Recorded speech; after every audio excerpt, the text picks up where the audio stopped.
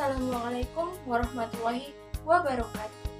Halo semuanya, nama saya Isna Sri Rahayu Siregar. Di video kali ini saya akan menjelaskan mengenai membangun jati diri dalam kebinekaan. Selamat menonton. Bhinneka Tunggal Ika merupakan semboyan bangsa Indonesia yang tertulis pada lambang negara Indonesia, yaitu Garuda Pancasila. Apa sih arti Bhinneka Tunggal Ika? Bhinneka Tunggal Ika artinya berbeda-beda tetapi satu jua. Kemudian secara etimologi, Bhinneka Tunggal Ika berasal dari bahasa Jawa kuno yang jika dipisah menjadi bineka yang artinya ragam atau beraneka, tunggal artinya satu, dan ika artinya itu. Semboyan ini diambil dari kitab Sutasoma karangan Empu Tantular yang hidup pada masa kerajaan Majapahit sekitar abad ke-14 Masehi. Negara Indonesia merupakan negara kepulauan yang kaya akan sumber daya alam sekaligus kaya akan budaya, agama, dan suku bangsa. Oleh karena itu anak-anak, keberagaman suku, budaya, dan agama di Indonesia ini adalah sesuatu yang patut kita syukuri. Karena adanya perbedaan itulah kita bisa menikmati hidup yang warna-warni hari ini. Nah, masuklah kita pada ragam masyarakat Indonesia.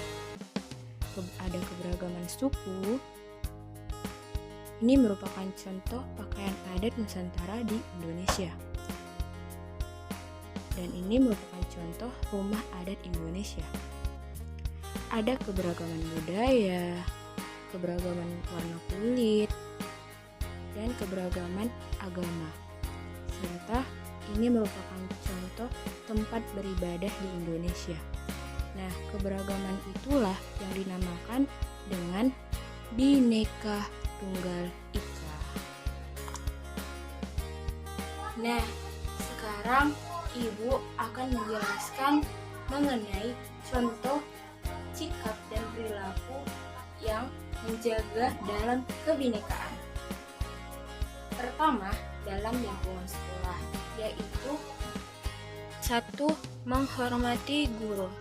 Jadi, anak-anak ibu harus menghormati guru-guru yang ada di sekolah, mau itu ibu guru maupun bapak guru. 2. Saling tolong-menolong tanpa memandang perbedaan masing-masing. Jadi, anak-anak ibu harus saling tolong-menolong maupun di dalam sekolah atau di luar sekolah tanpa memandang dia orang kaya atau orang miskin, dia beragama lain atau beragama Islam, seperti itu. Jadi tidak boleh pilih memilih dalam saling tolong-menolong ini, harus rata. Baik anak-anak ibu. 3. Bergotong royong dan bekerja sama. Jadi di sekolah anak-anak ibu harus saling bergotong royong dan saling bekerja sama. Kemudian di lingkungan keluarga, contohnya yaitu 1. Menghormati kedua orang tua. Kita harus selalu menghormati kedua orang tua kita, baik ayah maupun ibu.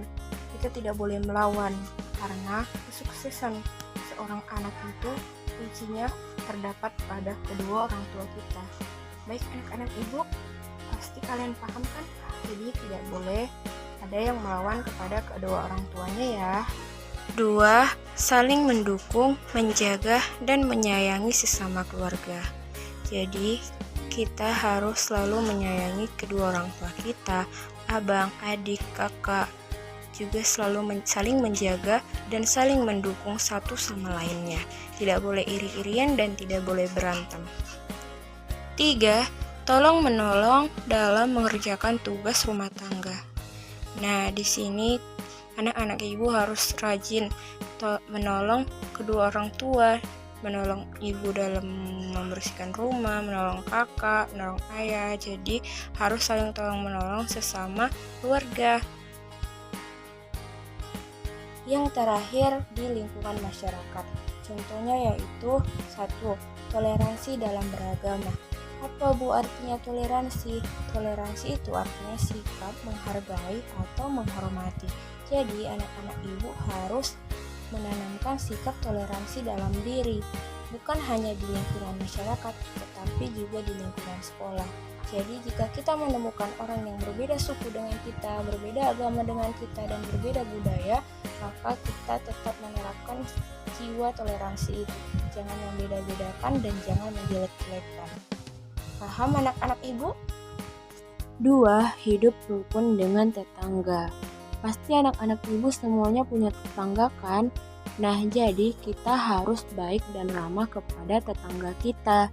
Jangan sombong dan jangan bertengkar. Kita harus saling tolong-menolong dan rukun dengan tetangga kita. 3. Menghindari perkelahian atau pertikaian yang akan merugikan diri sendiri dan orang lain. Anak-anak ibu tidak boleh berantem, tidak boleh berkelahi, mau di dalam masyarakat atau di sekolah. Jadi harus akur-akur, tidak boleh bertengkar, karena itu akan merugikan diri sendiri dan juga bisa merugikan orang lain. Jadi tidak boleh ya. Dikarenakan banyaknya keberagaman di Indonesia, menjadikan negara Indonesia menjadi negara besar. Sudah saatnya kita berubah menjadi yang lebih baik, di mana mayoritas bersatu dengan minoritas dalam rasa solidaritas.